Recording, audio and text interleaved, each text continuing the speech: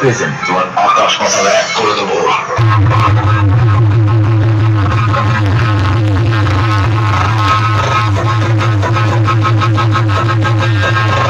যে লড়তে আসে তাদের দু পায়ের নিচে ফাঁক হয়ে হাওড়া ব্রিজ হয়ে যায়।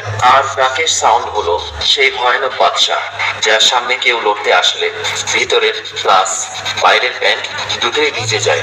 তাই বলছি বন্ধুরা, রাকেশ সাউন্ডের সামনে থেকে দূরে থাকুন, আর অন্যজনদেরও দূরে রাখুন।